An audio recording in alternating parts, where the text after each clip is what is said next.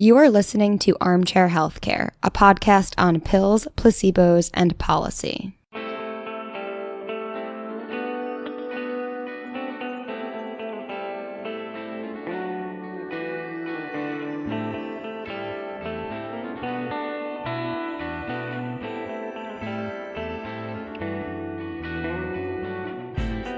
All right, welcome to Armchair Healthcare. Well, welcome back, Nat. Thank you. Daddy's Welcome back. Yeah, you're a daddy now. That's right. Being a dad is so rewarding. You know what's even more rewarding? What? Being back at work. Being back at work with a baby at home. So I can record this podcast with you guys. No, very nice. Hopefully your wife appreciates that segment. This podcast was my first baby. It's true. Chemist, neuroscientist / audio engineer. There you go. Yes. I feel like an audio engineer with all this stuff. Well, yeah, we have a lot of wires now. It's all gonna melt down, like C-3PO in Star Wars or something. I think No, that was C-3PO Empire still, he's still kicking, man. No, in Empire Strikes Back. Remember, he was like caught in like all the wires. He's like, "Oh, help me, I'm melting." He did not say that. He said, C-3PO. That's R2-D2. oh, that's R2-D2. Yeah, I got him mixed up. Yeah. That was a pretty good R2-D2. That was a very good R2-D2. You know how they made those sounds? They actually recorded birds and sped them up. Oh, very interesting. Yeah, that's how they did the beeps. Anyway, so yeah, we have a lot to catch up on.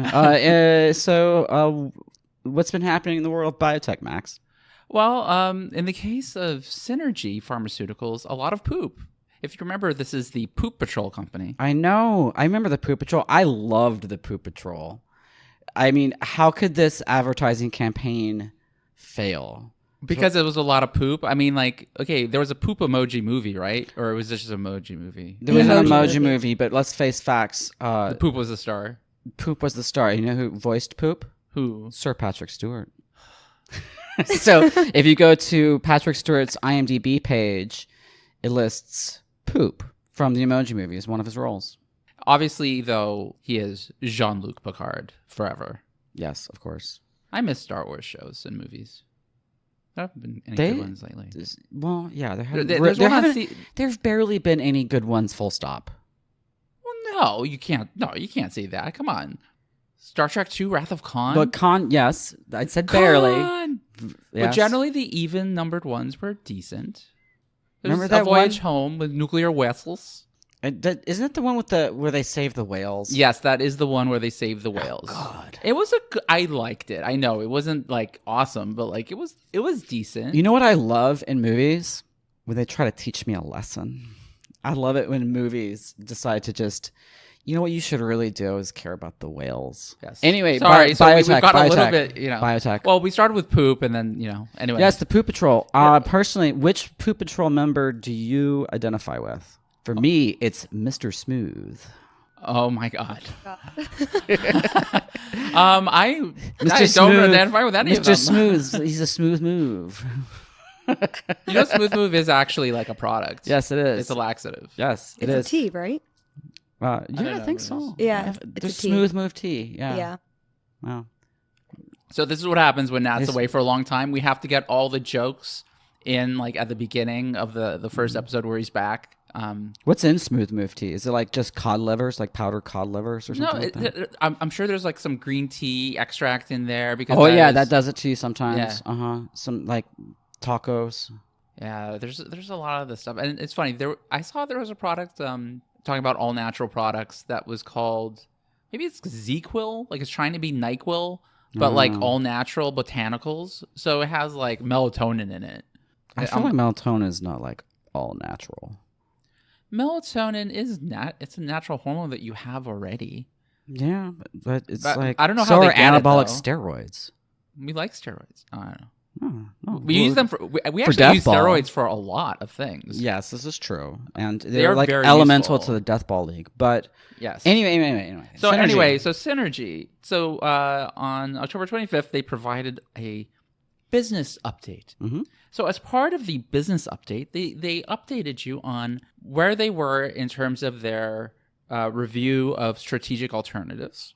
Mm-hmm. And what they said was that all the offers that they've received to acquire Synergy have been significantly below the company's current market value, which I've never seen in a press release, I think, in my life. And I've seen a lot of press releases and a lot of updates on strategic reviews. But to say like, yeah, we tried to sell ourselves, but all the offers were below our current market value, I've never seen that in print before. I know, it's kind of depressing. And then also, it must have been really bad if the lawyers are like, you gotta admit it, like, this is really material. Yeah. I'm surprised. Those Gabe Cerrone and Gary Jacob, who have a certain history, a gift for fiction, shall we say, allowed put that in their press release. Yeah.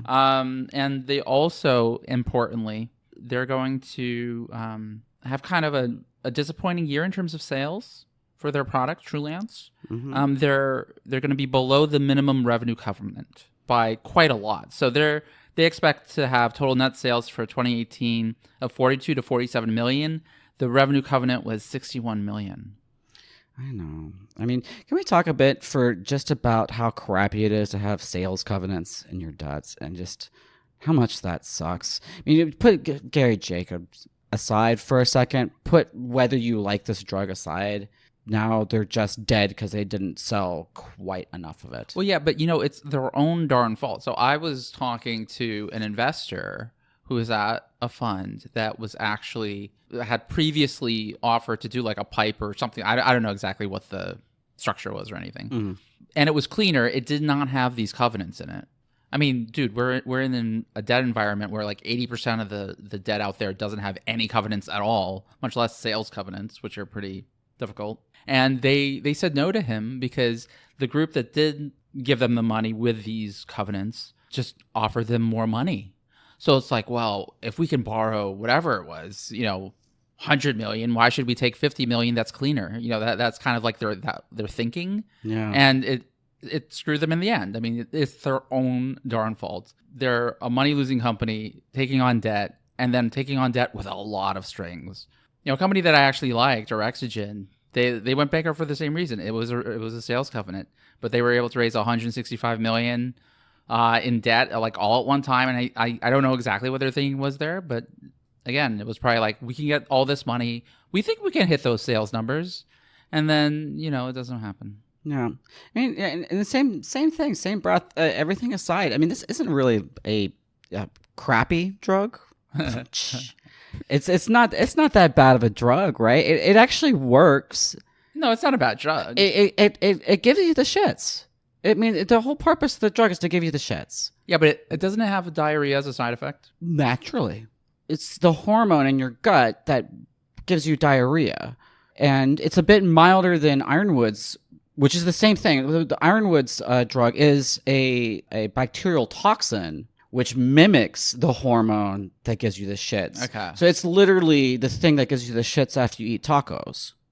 Oh, right? okay. After you eat contaminated tacos with like bacteria in them, it releases the Ironwood drug naturally. So basically, Ironwood just basically gives you like bad tacos. Yes, and that's the whole problem with it, is that it hurts, man. Like, it'll get rid of your constipation, but you're in that situation there for a while where it really Stomach hurts. pain. Yeah. And Synergy is just, it's a bit more natural. It's your body's own natural way of having the shits.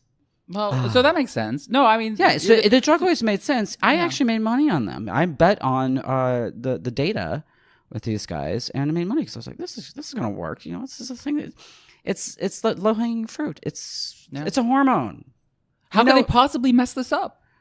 Well, I didn't hold. I just made a trade on it, and wisely, and it's been kind of a disaster ever since. I literally, this is one of the few times I sold like at the high the stock has ever been and ever will be. Oh yeah, like literally the highest point, like the day it was the highest. Awesome. So great, good me. Oh. And by the way, can we just talk about like I do have to laugh every time I hear the name Ironwood. I mean, no, we can't talk about that. Yes, we can. Why can't we talk about that? It sounds like a porn name, man. I guess. Richard Ironwood. Starring Richard Ironwood. Rod Ironwood. Lance Ironwood. Oh, Lance Ironwood. That's actually good. I like that. I think yesterday you said Richard Ironwood. Yes, I did. Yes, I know. I am recycling my jokes from The Office, like onto the podcast. Like I sometimes write them down because I can't always be spontaneously funny. Well, that's pretty much the whole premise of this podcast. So Yeah. Oh, another thing. So besides like the revenue covenants, I remember looking at Synergy before. They also had a market cap covenant. They had to have a minimum market cap, which is like, oh my God, that's horrible. yeah, so if your market cap goes below a certain level, then your company ceases to exist. Well, you're in default. Yeah. Yeah. Yeah. Well, I mean, so what happens is you just they accelerate the payments. So, like in this case, they have to pay between like $38 and $51 million by March 31st, 2019. And, in these cases, usually no one gives you that money to pay a debtor because it's like, why would I give it to you? Like, what am I getting for it? I mean, what's going to happen is they'll go bankrupt and they'll be bought for a song, and then probably a real company will come in and sell this True stuff. Lands. Yeah.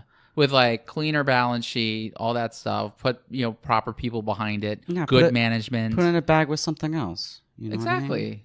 I mean, if Salix still existed, they would have been good. I don't know if Valiant buys anything anymore, but anyway, there's other companies that could definitely take it and do something with it and not go bankrupt. Yep. So, and then another company that is going down the drain is EGLT.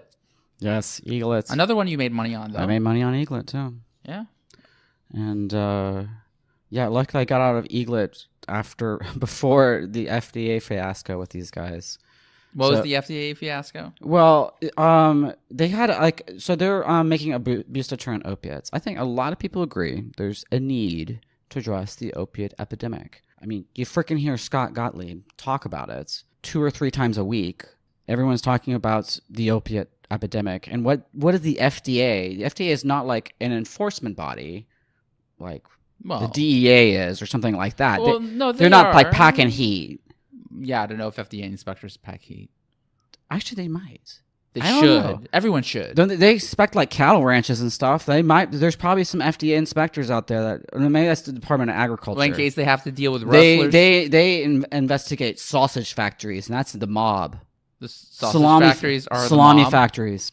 Yeah, they're the mob. Yeah, salami factories. Where is this from? Where's this from? What movie? Yeah, you never read The Jungle? I read The Jungle, but I don't think that was the mob, was it? I don't know. I just made this all up. But and also that was like 120 years ago. Anyway, okay. How did we get to mobsters making salami from EGLT again? I don't know. Oh yeah, the FDA. Yeah, enforcement. FDA. Yeah. Okay. So they had a really positive AdCom on the abuse deterrent properties of their little pills. And the FDA, the lovely pain group at the FDA said, nope, don't believe it. That's it. We're not going to accept your claims, your abuse deterrent claims. And after that, there was like, okay, well, how? But they couldn't sell any of it, and that was it. They've been floundering and trying to get around this and trying to push some of this stuff into the channels ever since. It's been like 2 years, I think. Aren't like opioids, don't they have a natural abuse deterrent property? Will they kill you? Is that what you're saying? Yes. Like, if you take too much, you stop breathing. So, I mean, that's kind of a deterrent. I think that's the problem. That's the thing that we're not actually... You should get a label for that. We're not actually worried about the abuse. We're worried about that particular side effect. We're not really worried about the abuse so much. It's the fact that we worry about kills the abuse. And, I mean, because it does, there are like even if it doesn't kill you, it can bankrupt you, ruin your family. Well, all that other stuff. Yeah, but generally on the drugs, the reason why people are worried about the opiate epidemic as opposed to like the pot epidemic is because opiates freaking kill you, right? They just like up and kill you, whereas pot and even like cigarettes, it takes quite a while for them to kill you. Alcohol, it's like will ruin everything in your life, but it's hard to draw that straight line from A to B. Well, yeah, it usually doesn't kill unless you you're in drunk driving. one day. Yeah, unless you're drunk driving. But like, I think alcoholism and opiate addiction actually have a lot of parallels. It's just opiates are faster. Mm-hmm. Do they actually have similar long-term like side effects besides death, alcoholism, and being addicted to opioids? They are comorbid with other mental health disorders. Okay. Like you're generally, the people never talk about this. Generally, you're already fucked up if you get addicted to drugs in a really serious way. Most people are actually self-medicating. Yes. Nobody really talks about that. But yeah, EGLT. Yeah, these guys got kind of screwed, and But I mean, they also they made poor also choices. made some poor choices. They made a lot of poor choices. I mean, number one, I know you don't agree with me on this, but they bought Accurox, Accurate Pharmaceuticals drug, which was an abuse deterrent, immediate release opioid. I don't disagree with you on the fact that was maybe a horrible drug. It was such a stupid idea. And then I understand their logic at the time, or at least their stated logic, was we want to have FDA approved drugs so we could build relationships with doctors, with our sales force, so that when we get the real drugs that we really like, that we'll be all ready. But unfortunately, math happened, and you have to burn money to have a sales force selling these drugs no one wants to buy. And then what they did was, I believe they got debt. Yeah, they took on some really bad debt right before they launched. You're right. Your analysis is correct. They bought these drugs probably before they should have, and they needed money to roll them out. Even though the drugs were cheap, they needed money to roll them out, and they signed some bad debt. And I had this albatross hanging around their neck ever since. Yeah, pretty much. Like, if you're not making any money, don't do debt. Do equity. You don't have to pay it back. So much nicer. Debt might be easier that second, but it does come back to haunt you if you have any kind of setback. Yes. So we've discussed the up and down sides of debt. So EGLT, dead because of debt. Synergy, going to be dead because of debt. Yes, but the management isn't going to be dead. Management will ride another day with another company. Well, in the case of Synergy, definitely, because I think this might be like their third company already. Like, I remember the last one, Callisto, was a complete shit show. Yep, and no one remembered. Like, people. Well, so they had some fans, and the only limitation here is people's willingness to give you more money. So anyway, buy EGLT, buy Synergy. Thanks for the cash. And thanks for the entertainment, especially Synergy with their Poop Patrol. Yes. I wonder if they could sell that off on auction. Could we buy it? Could we buy the Poop Patrol? Have the rights to the Poop Patrol? You probably could. We should do that. We should like $1. I've never attended one of these sort of auctions. Oh, you can get good stuff. Yeah. Yeah. Let's see what it takes. I mean, whoever is doing this, whatever bank is doing the sale. Maybe there'll be a movie. It'll be like a family comedy with the Poop Patrol. And Smooth Move, or what is his name? Mr. Smooth. He's the bad one. He's that cool bad boy. Yeah, I would think he rides a skateboard or motorcycle. Or they could get kind of like a little ironic, like Smooth Move, dumbass. Smooth Move. And he'll smoke a cigarette while saying that. Yeah. And Lumpy can be like the neurotic one. Like, be careful, Smooth. You're gonna hurt yourself. Yeah. By the way, patent pending on this show idea or copyright or whatever we do. And what I don't know, Soupy is. Oh, Soupy! No one wants Soupy. Soupy is just a mess. So anyway, but since we were talking about opioid addiction, ICER just came out with an analysis on the extended release opioid addiction drugs. Okay. So they compared like Vivitrol and Probuphine to kind of like the Suboxone, like generic Suboxone. Where? And it's funny. I've never seen this, but so in this one table they show that so the incremental cost effectiveness ratio of Vivitrol is non-existent. It's basically the null set because it's more costly and less effective. Why? No, is because. No, they did like their quality of life year analysis, and they were slightly lower in that analysis than just regular generic. So it's just the price? Is it just the price? Yeah, and the price is it's $10,000 more. I mean, you would think this to be something that you just give these people an injection, boom. But they have to actually go, so they have to go. How somewhere. often do you give it? I think you get it like once a month. So it's a once a month injection. So I mean the whack per dose for just regular extended release oral buprenorphine is like $439, I guess, a day or something. So it's $1,600 a year. For Vivitrol, it's close to $10,000 a year. Okay. So, it's not big numbers compared to like the orphan drugs and all that stuff, but it's like more, and there's a lot of addicts out there, and if it's not like actually helping any. And what really is the life of an addict worth? That's not true. I mean, they attached a number to it. No, well, actually, in this case, they were showing They literally do that, so. Well, no, but they were saying it's less effective, so why would you pay more for less effective? Like, it's actually, you're more effective using the generic. They're not doing that. They're not. I mean, they are sort of doing that. That's generally the idea, but they never actually come up with a firm number. Like, people are worth X. Younger people are worth more than old people. They do that. That's the quality of life year. Young people got more years going for No, but I don't think they usually do that sort of thing. Like, they just put some hard number like, oh, at $150,000 per quality of life year, the price should be X. And at $50,000, the price should be Y. And they do that. Like, they give you ranges and they come up with some number, and it's not like a per year. It's a quality of life year. I know. A quality life year. Yeah. But anyway, so yeah, in this case, like Vivitrol is just not worth it. Probufene, which is, I believe, the implantable buprenorphine from, was it Titan? Yeah.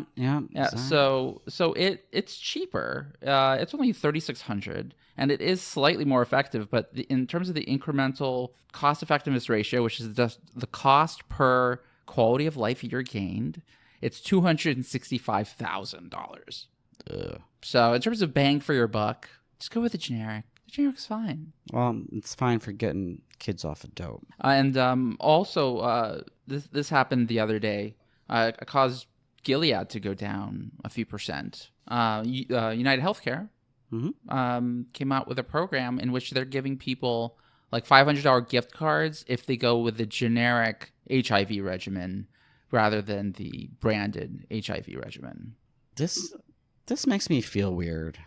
Why? I mean, they should feel incentivize you to go with the cheaper product. I mean, it's still your choice.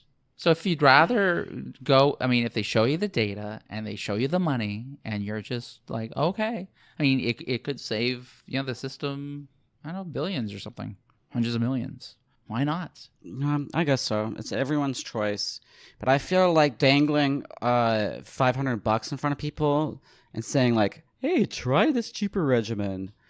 Well, I mean, that could be a bad precedent. If it's the same stuff, then maybe it's not the same stuff. So, but isn't it already embedded? Like, even if it was the same stuff, isn't that already embedded in like the copays and everything else and the formularies, yada yada yada? No, but like, I mean, the person who really benefits from generic prices is CVS. Well, I mean, the insurance company not having to pay for a proprietary regimen is the one that's making all money. Here. And I don't know. It seems like they're compelling people to make medical decisions that probably should be made by medical professionals. Oh, I mean, right? People can. I mean, it depends. Like, look, I just feel weird about it. I can't really sum it up perfectly. Why that sort of rubs me the wrong way. What if they said, "Hey, how about we pay you like $50,000 to just not treat your cancer? You can give it to your family." Oh, dude, I'd totally take that, man. I mean, if you're gonna, it depends on what cancer. If it's thyroid cancer, I'd say fuck you. But like, if it's pancreatic, I'll be like, sure, give me the money. That's the thing. The fact that you would take that, I think a lot of people would. But isn't that creepy? It's a bribe. No, it's a just bribe, like it's allowing you to make a financial choice. Yes, it is allowing you to make a financial choice. And yes, you're going to be saving the insurance company a lot of money. And your family gets more money. And they don't have to watch you. I mean, if you have a cancer where things don't work, I mean, you're spending a lot of money for like, 2 to 3 months of low quality life. So there is an argument for that. And anyway, I mean, if people want to make that choice, if people have the choice to smoke pot, people should have the choice to take the money. I mean, this is true, and this is why I feel weird about it. I feel like it feels strange. Like, yes, people have the choice to do whatever they want. They're making perhaps a wise financial choice in these instances. I just don't like the insurance company. I don't like the insurance company doing it. No, I'm trying to say. Well, I'd rather the insurance company do this than just say, no, you're going on the generic regimen whether you like to or not. Fair. So this is a nice, gentler, happier insurance company that bribes you to make the decisions they want rather than using jackbooted methods. And I guess they already bribe you to go to the gym and stuff. Well, some of them do. You have to go like at least 2 times a week. But It's not significant. I mean, you minimum have to probably go like 3 times to like actually make a difference. To like actually make a difference in your health. I mean, if you go like once or twice, it's like I think you're barely moving the needle for yourself. well, but if you work out like I do, Oh, you mean like when you go blowing it out, I get so swole. swole? I'm swole. Oh, I have to tell you this. I've been talking with my wife. I'm going to write a children's a book for parents and their children, resistance training for infants. It's about how to get a swole baby. Right. Yeah, because I'm already doing research. I'm like I play with my baby. I would give my baby my little finger like this, and the baby grips it so strong like that. Probably some old reflex from being a monkey and hanging in a tree or something like that. Baby's got good grip. Mm-hmm. Okay. My baby's got a really good grip. So And then I lift her little arms up and like done like that. It's like a pull down. So when you are I'm gonna get dealing swole with baby. with a newborn, and you want every second of basically nap time or non-baby time possible, you want to institute an exercise regimen which will take up more of your time. No, you can do this while the baby's asleep. Yeah. I don't know if they'll get that sort of. I don't think they get swole while you're asleep. I mean, because they're kind of going to be loose and relaxed. I mean, what muscles are you actually working? All the same muscles that you would work. No, but you have to Pectorals. No, but like if I'm doing trapezius. it without when I'm like kind of loose and dangly, I don't think I'll get much muscle. You'd be surprised. They got some, like I said, they got some grip even when they ain't awake. Oh yeah, a little bit of grip. So they'll have a good grip. They're gonna have a giant muscular hand, and the rest of them will be skinny. They'll be like some cartoon character. I mean, it's hard working on their legs. Squats for babies are really hard. They're not very good at them. No, they can't balance themselves yet. Mm-hmm. And can I bitch about something Go ahead, with babies for 1 minute? Like, evolution is messed up. Evolution is messed up because you know what our babies are born without? Functioning necks. They don't have a functioning neck. You got to hold a baby's head as soon as it's born. You know why? Because their head just go all loosey-goosey and just like roll around and fall off, right? That is the stupidest thing I've ever seen in my entire life. There's obviously not an intelligent designer because we would be born with necks that work. That's kind of an important organ because it's, you know, the part that attaches the thinking and eating part to the rest. When should babies have control over their neck?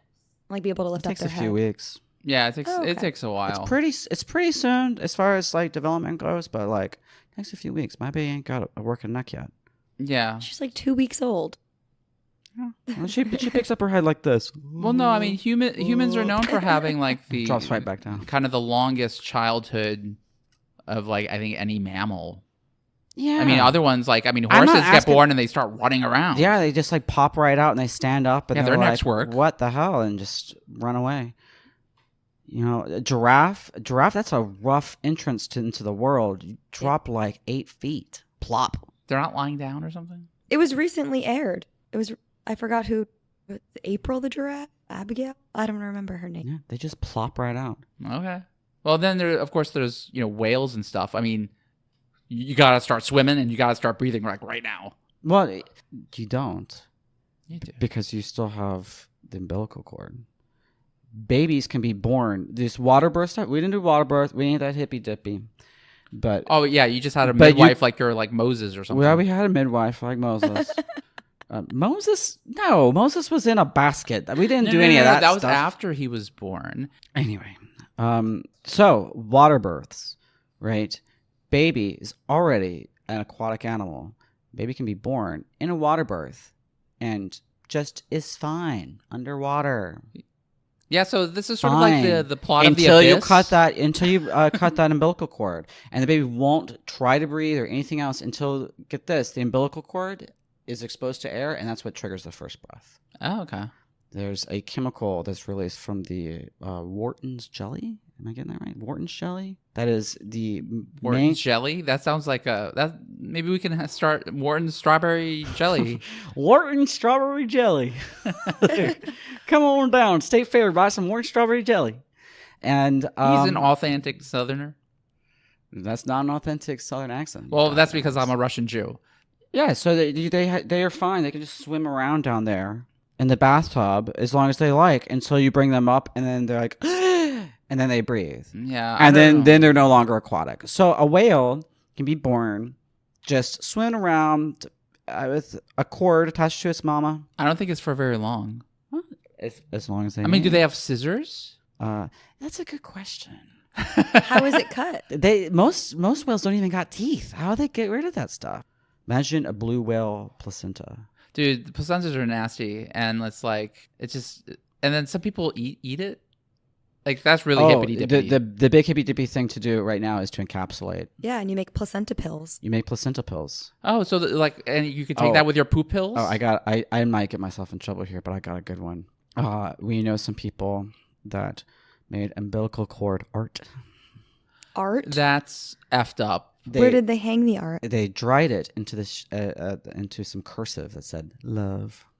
Oh my god! Ew. Oh, if I ever meet these people, please tell me so I can just walk away. Yes, I don't want to know these people. They're gonna have 2 other kids, and they're gonna have live and laugh in umbilical cord art too. So he's gonna say "live, laugh, love" in umbilical cord. Okay. I just made that last part up, but I think they should do that. Mm-hmm. It's both tacky and gross. Pretty much. Yeah, these are people that I wish were an evolutionary dead end, but unfortunately, this looks like they're procreating. Okay, you took it too far. I'm not going to have to cut this part because I know these people. We hang out with these people. They know this. Anyway, so there's got to be more biotech news, Max. Of course there's more biotech news, but we're like having fun. All right. So, Alkermes, which is actually having their, which coincidentally also makes Vivitrol. Mm-hmm. Well, today is their FDA advisory committee panel for their depression drug, which is I think buprenorphine and like something else.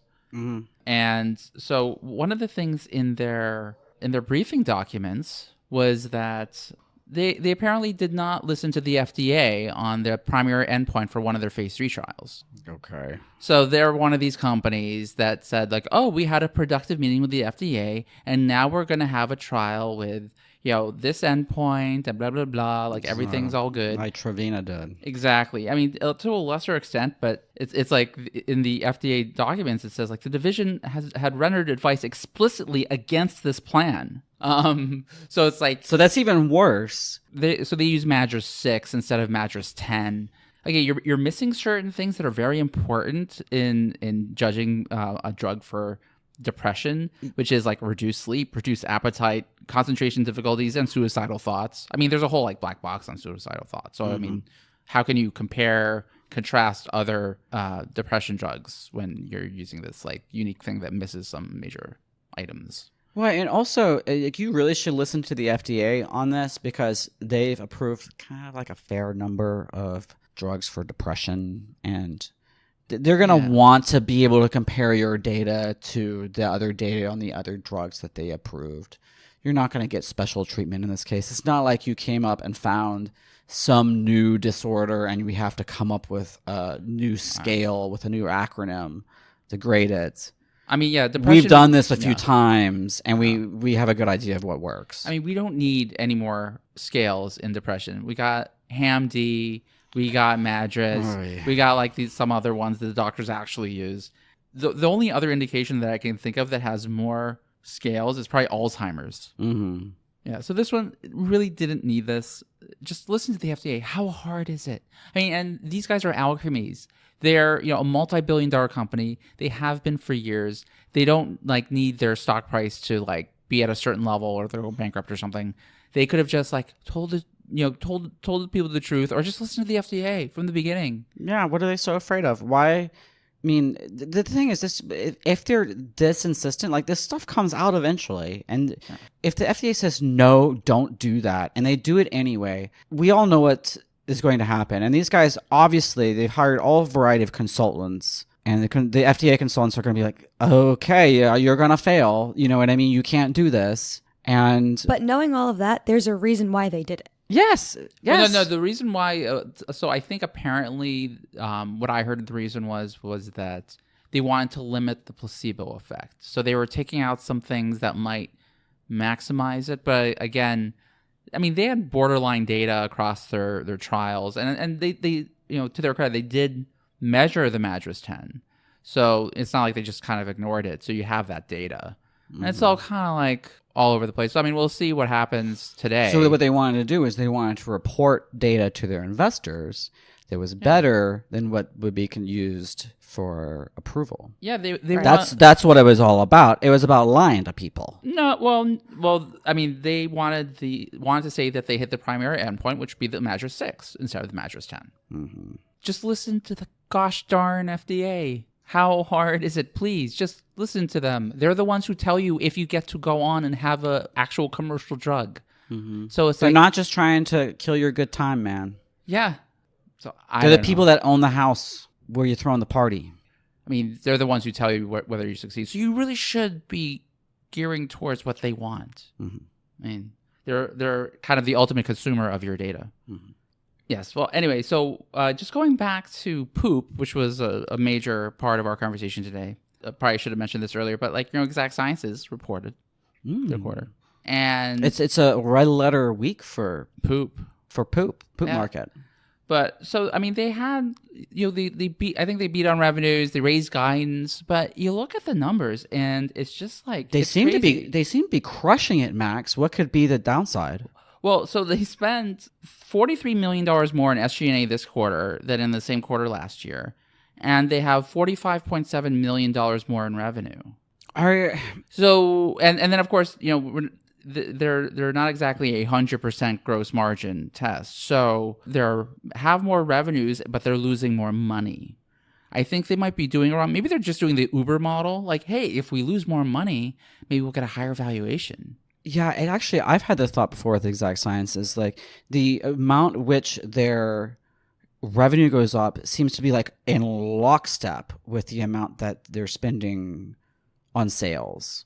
I mean, like they spend like X amount more, and they like literally goes up by that much. And I'm like, what is this? What is this sort of nonsense? Is this all like samples or some shit? You know what I mean? It's because they're like booking sales that literally just come straight out of the cost of sales or something like that. I don't know. Establishing accounts and everything, because it's... Well, it just means that they don't have much leverage. So I think what's going on is a lot of people, a lot of physicians are probably using it in like one patient, and that's it. And so they're not, starting to use it across their patients in any sort of numbers. It's really... They have to spend the time to go to... But it's been approved for a while. Like, you would think there'd be some momentum there. Oh, I mean, there's obviously sales momentum. I mean, so revenue went up, I think like... Well, some momentum 60, above the extra 60, money they're spending on sales. I know. No, but it's like, they're doing... I guess they're doing ads, and I mean they have a lot of salespeople. There's got to... I mean, literally every gastroenterologist out there probably knows about Cologuard at this point. Yes. You know what I mean? It's not like they're competing against a whole bunch of different stuff. You would think this thing would sell itself if it was going to sell. So it's a diagnostic. It's hard, and it's like expensive. I mean, they only got real reimbursement, I think, about 2 years ago. Mm-hmm. Yeah, I don't know what's going on. It's just not. And then they also, remember they did that deal with Pfizer where the Pfizer sales force was going to sell it with Lyrica, or the Lyrica sales force was going to start selling. That was totally weird. Yeah, so I don't know what's going on, but I mean they're burning, or at least their net loss is $45 million a quarter right now. That's a lot. They're gonna make it up on volume, I guess. I don't know. Yeah, I don't know, and I don't know. I think I'm all out. Okay, I guess I'm done too. Okay, guys, I'm done. All right, thanks again. Thanks. Be sure to subscribe and review us on iTunes. Later. Bye.